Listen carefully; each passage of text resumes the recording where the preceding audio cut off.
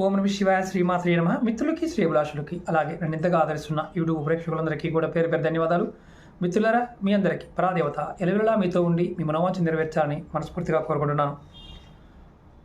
ఈరోజు షార్ట్ వీడియోలో చాలా తేలికైన అత్యంత ప్రభావవంతమైన ఉపాయం చెప్తున్నాను.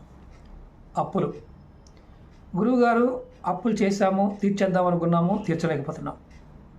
కుటుంబంలో అప్పు చేసే మళ్ళీ అప్పు తీర్చవలసిన పరిస్థితి ఏర్పడింది. తేలికైన మార్గం అంటే అలా చిటుకులు వెళ్ళిపోవాలి, అలాంటి మార్గాలు ఏమైనా ఉన్నాయా అన్నారు. తంత్రంలో చాలా ఉన్నాయి.